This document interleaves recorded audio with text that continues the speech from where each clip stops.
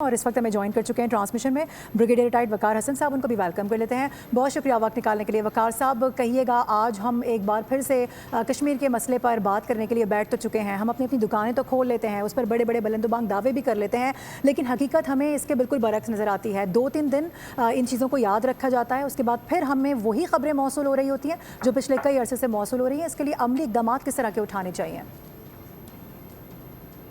जी बहुत शुक्रिया। I think आपकी बात ठीक है कि इस चीज़ को 7 साल हो गए जब से भारत ने ऑक्युपाइड कश्मीर का स्टेटस भी जो है वो ख़त्म किया और भी वो यूनियन टेरिटरी है। बाकी अभी मीडिया डिस्कोर्स में काफ़ी इस पे बातचीत हो रही है, कुछ लोग इसको आज़ाद जम्मू कश्मीर की सिचुएशन से भी लिंक कर रहे हैं और उसमें मेरे ख्याल एक बड़ी प्रोएक्टिव अप्रोच की ज़रूरत है।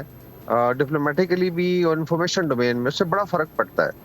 अभी आप देखें कि जो कश्मीर की लीडरशिप है वहाँ पे cross the line of control वो अभी स्टेटस मांग रहे हैं। हालांकि मेरे ख्याल में ये सारे जो सरकारी मुसलमान हैं भारत में और स्पेशली मकबूजा कश्मीर में, चाहे अब्दुल्ला फैमिली हो चाहे मुफ्ती फैमिली है, they are part of the same system. Maximum यही करेंगे कि अभी ठीक है, कट कर के एक छोटी सी रियासत उनको दे देंगे, वज़ीर आला साहब उसको कंटिन्यू करेंगे, लेकिन देयर आर नो राइट्स। तो उसमें आई थिंक एक तो जो मीडिया डिस्कोर्स है, स्पेशली थिंक टैंक्स हैं, उसके बाद चैनल्स हैं, इसको आपने जगा के रखना है। दूसरा, I agree with, I think अभी जो बात हो रही थी कि फिजिकल अभी आपको एफर्ट की जरूरत होगी, उसकी तैयारी करें बिकॉज भारत में जो मकबूजा कश्मीर में मुसलमान है बिलखुसूस, और फिर ओवरऑल अगर आप देखें जो 24-25 करोड़ मुसलमान है भारत में, उनका ऑलमोस्ट एक स्लो मोशन जेनोसाइड शुरू है। जिसका मतलब है कि एक रिएक्शन भी आएगा, उसके बाद देयर आर चांसेस कि भारत में शायद सिविल वॉर शुरू हो जाए और उसका एक डायरेक्ट इम्पैक्ट आना है मकबूजा कश्मीर पे, और हमें उस चीज़ की तैयारी करनी चाहिए।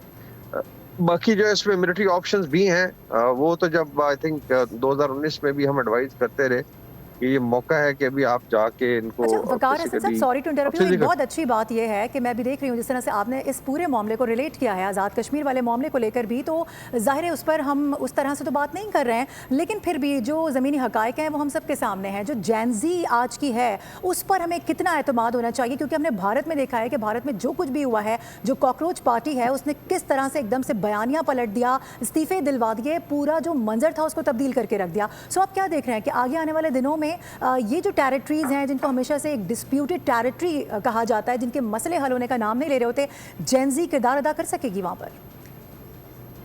जी बिल्कुल। देखिए, इसमें एक तो भारत के अंदर भी पूरे खित्ते में चेंज आया। श्रीलंका देख लें, बांग्लादेश है, नेपाल है, और इवन हमारा अपना जो सिस्टम है, ये पुराने ऑसिफाइड सिस्टम है, ये नहीं चल सकते।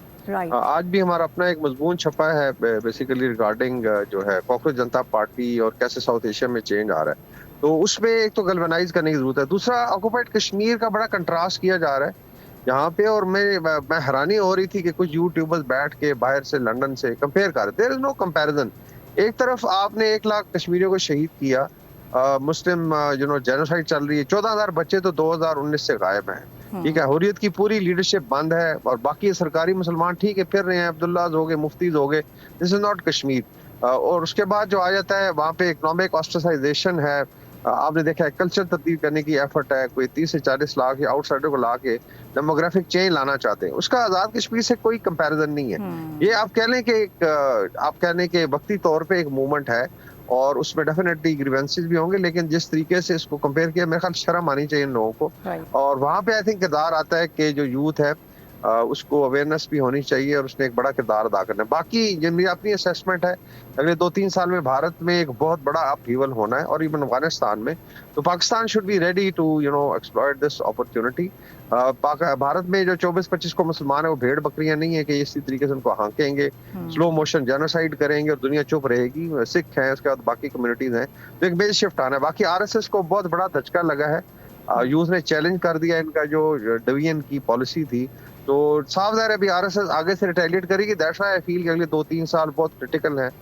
2-3 स्टेट्स में बड़े क्रिटिकल इलेक्शंस भी होने हैं। तो बाकी जो है इसमें आई थिंक जो आज़ाद कश्मीर की हमारी लीडरशिप है, इसके अलावा फेडरल गवर्नमेंट है, उससे पहले भी बात होती रही 2-3 साल से कि बड़े अजीबो गरीब किस्म के नैरेटिव चल रहे हैं, तो आप इसको यूथ के साथ कांटेक्ट करें, तो वहां पे एक सुस्ती नजर आती है कि यू लेट इट हैपन। चीजें जब सर पे आ जाती हैं तो उसके बाद आप इसको फायर फाइटिंग करते हैं, तो वो एक consistent I would say effort होनी चाहिए। अपने यूथ को भी आपने एंगेज करना, चाहे बलूचिस्तान का